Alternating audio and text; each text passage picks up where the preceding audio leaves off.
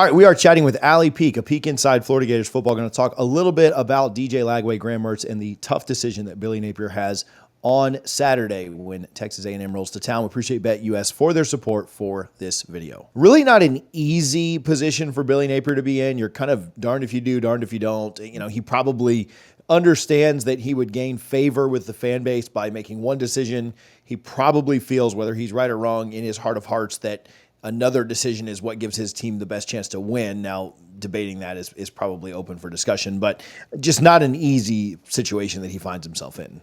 Yeah, no, I mean, I don't envy, well, maybe I do. He makes $7 million, so I do envy his position. And you know what? I would take the hard questions for $7 million, but it's not a great position to be in. If we saw DJ Lagway in mop-up duty against Miami. None of that was meaningful minutes. He wasn't brought in while that game was still in question. And he played all right, but nothing so over the top that made fans just have to see him. Although there were whispers of, man, he kind of looked good, out there. Maybe we'll get to see more. And then Graham gets hurt, so he has to start against Samford. And again, it's Samford, and I fully understand that. I know your people in your comments are going to say, of course he looked like a world beater against Samford.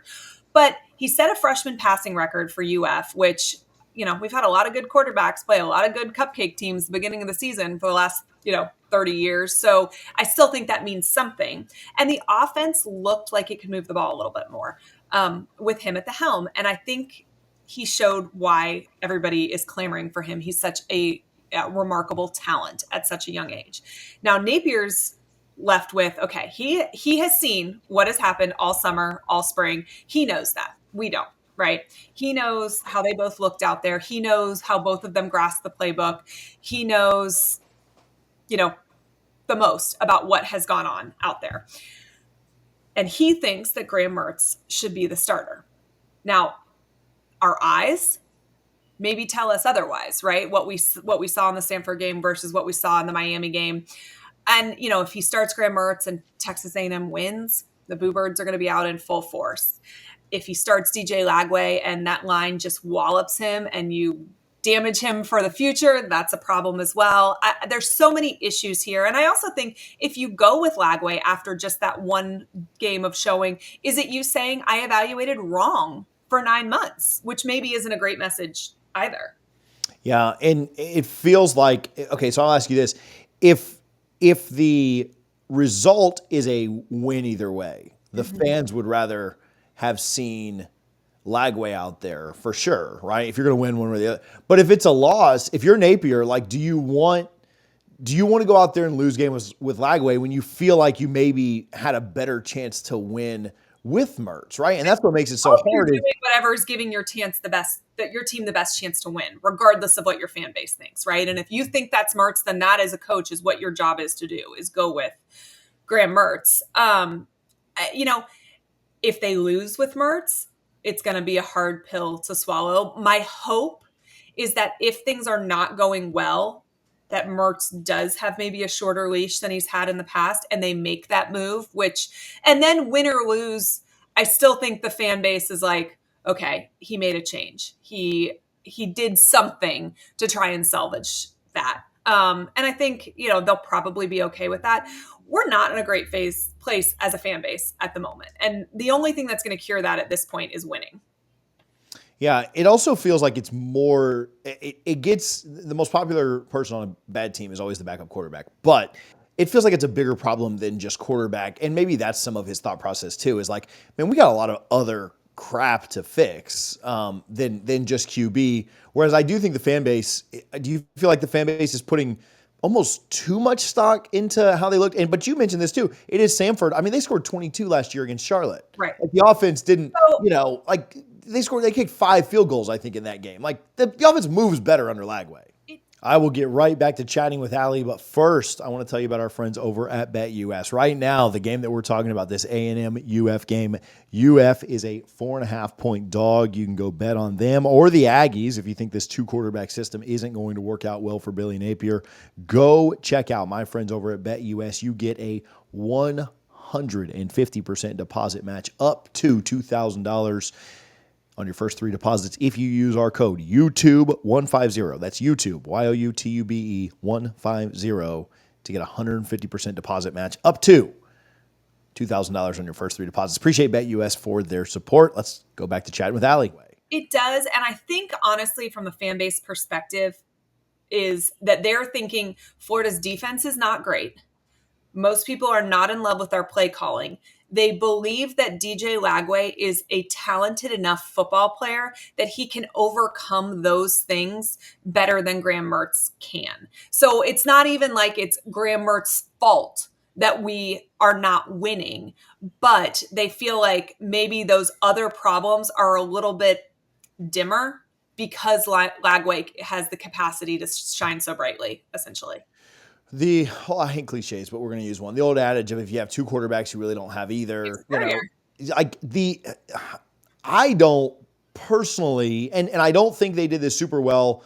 Mullen with Emery and Anthony a few years ago. Like, it is just so hard to interrupt the rhythm of a drive, of a game, by swapping guys in and out. And that's probably why he didn't end up going to him against Miami. Now, maybe again, they were just kind of like blindsided by that Miami game, but it feels like to go back and forth, if Mertz goes down in the game, it's a 10-7 game and Mertz has moved him down the field twice. I mean, it would feel weird to go to Lagway then. If they're trailing and Lagway has to come in at 10-0, that's a weird time. I mean, maybe you need the spark at that point, but like it just doing it intermixed just never seems to feel like it works well. There's not a lot of coaches that have found a good rhythm for that. Urban Meyer did it with Tim Tebow and Chris Leak, and their skill sets were so vastly different. Chris Leak threw the prettiest ball that I've seen probably since DJ Lagway. I've had people tell me Trask threw a great ball. Will Greer threw a great ball. I don't know that I think any of them threw the ball that Chris Leak did, but and then you have this bruising almost fullback in Tim Tebow that can come in. I don't know that you want to use DJ Lagway in the way that Florida used Tim Tebow, although they used Tim Tebow like a wrecking ball, right? And I don't know that that's the way you want to handle this quarterback of the future.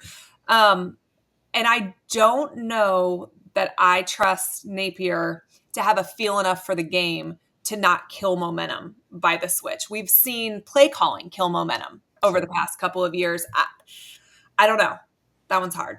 Yeah, that to me, if you're gonna do it, like you almost should just go Mertz and start him, or go Lagway and just start him. Yeah. And then if you want to pull one because one has some problems early or you get down earlier and you want to just fully go to the other guy, but like giving a guy a drive here, I mean, it's just not like running back. It's just not plug and play. No. And bringing a guy cold off the bench, I mean, sometimes that works. It worked great for Florida last year in the Missouri game when the backup had to come in. But, that just doesn't seem to work as often as you would like. So, Allie, how much do you think Lagway plays? Like, I mean, is it anywhere close to 60-40? Do you not have a lot of confidence? You think he gets like 2 drives and that's it? Or what are your thoughts on how this plays out? I don't have a lot of confidence that we see a lot of him unless Mertz struggles. I do. I think the more we see of DJ Lagway will be because Mertz struggles at the beginning. I do think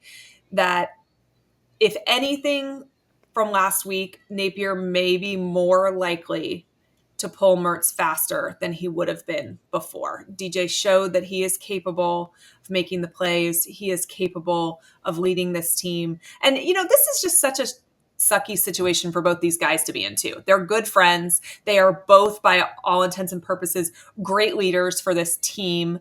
I loved watching Mertz support Lagway. I loved watching them both support the third string quarterback when he scored. I hate this for them because they're people. I don't, your coach is getting paid $7 million to make these decisions, but it does stress me out for these 2 guys in there. But to answer your question, the more we see of Lagway, I think will be directly correlated to Mertz's level of play. Yeah. Allie, you're covering this and you'll talk about this kind of all week on your channel. Where can folks follow you? Where can they find more of what you do?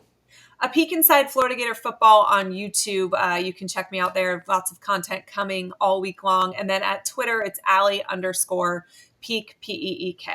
Awesome. I appreciate you for joining us. I appreciate BetUS for their support during this video. You guys make sure you go check out the video on the screen right now. Ali had some other thoughts on Mertz and Lagway.